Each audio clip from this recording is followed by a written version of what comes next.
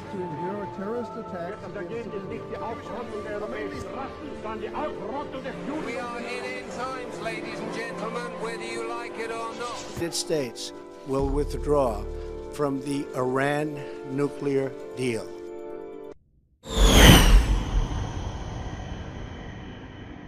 So here's my message to the rulers of Iran.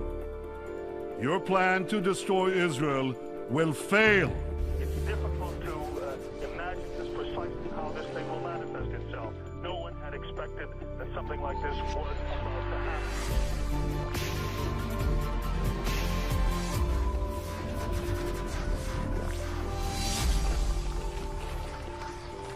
Israeli forces in the northern part of the country are on high alert.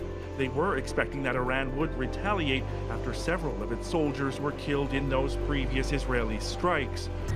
It's clear that just 2 days after Donald Trump pulled the United States out of the Iran nuclear deal, tensions in the Middle East have ratcheted up. Well, remember, Wolf, it's almost exactly 24 hours since this all started and escalated so rapidly, but such a sharp, stark juxtaposition between what we're seeing here behind me, this almost bizarre level of quiet, and what we saw last night. מי שיפגע בנו, אנו נפגע בו שבעתיים. ומי שנערך לפגוע בנו, נפעל לפגוע בו קודם לכן. The Israeli military says it hit more than 50 Iranian targets within Syria. Intelligence sites, military bases, munitions facilities. By daylight, some Syrians were shrugging them off. We're not scared of any missiles, says this man. Israelis slept in their shelters, says another, while we stood on rooftops to watch our army's achievements. A spokesman appearing on television.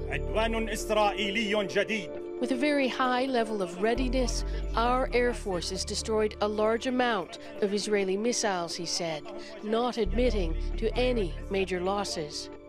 But the target of the strikes, Iranian soldiers and advisors and Shia militias trained and financed by Tehran, can be spotted up and down Syria, sent in for years now to help the president Bashar al-Assad win the war. A couple of nights ago, Israel's military ordered that all of the bomb shelters in the Golan Heights, like this one here, be opened up so the public can come and use them.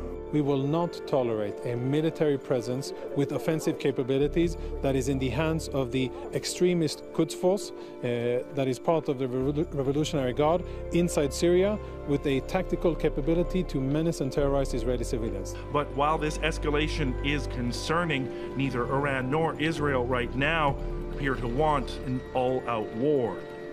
So that may be true. Israel and Iran may not want all-out war. But that shadow war Derek was talking about, it's definitely out in the open now. And it's part of a pattern of violence that's trending sharply up.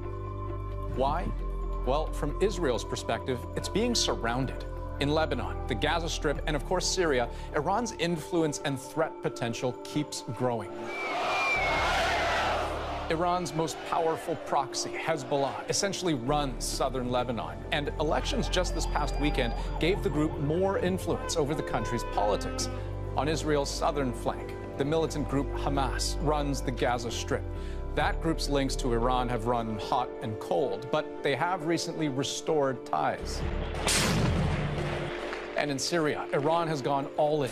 It's built militias, thousands of fighters strong, and propped up the Assad government with its own soldiers and weapons.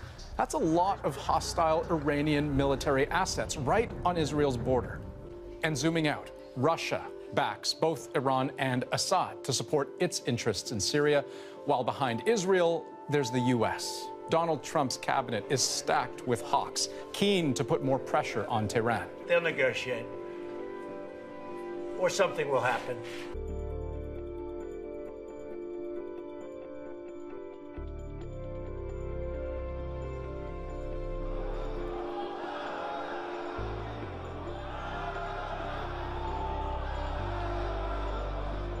Are the hardliners winning the day?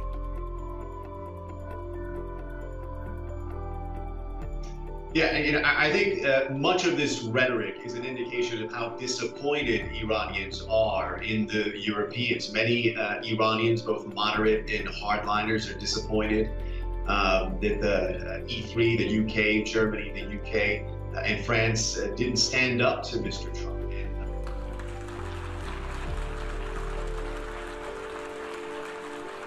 Israel will not permit any force on earth to threaten its future. And here's my message to all the countries represented here.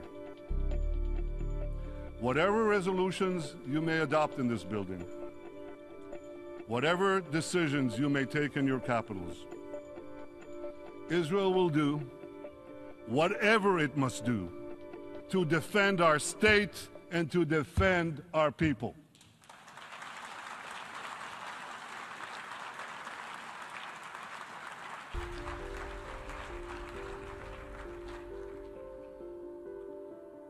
Distinguished delegates, as this deal with Iran moves ahead, I hope you'll enforce it. How can I put this? With a little more rigor than you showed with the 6 Security Council resolutions that Iran has systematically violated and which now have been effectively discarded. Make sure that the inspectors actually inspect. Make sure that the snapback sanctions actually snap back. And make sure that Iran's violations aren't swept under the Persian rug.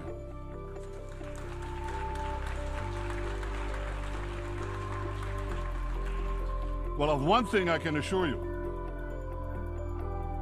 Israel will be watching closely. What the international community now needs to do is clear. First, make Iran comply with all its nuclear obligations. Keep Iran's feet to the fire.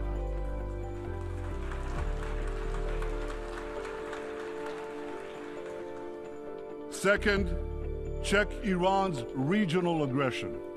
Support and strengthen those fighting Iran's aggression, beginning with Israel. Third, use sanctions and all the tools available to you to tear down Iran's global terror network.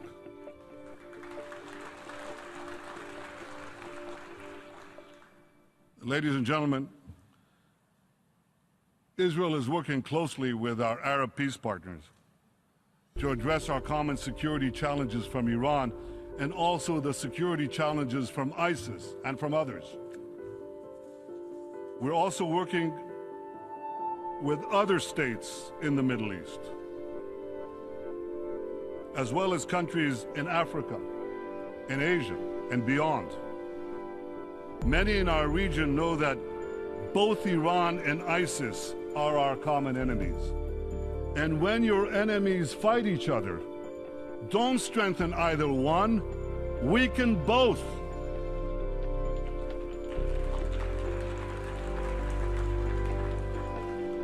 Common dangers are clearly bringing Israel and its Arab neighbors closer.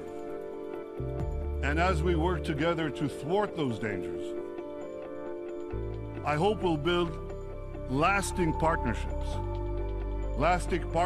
for security, for prosperity, and for peace. But in Israel, we never forget one thing. We never forget that the most important partner that Israel has always been and will always be the United States of America.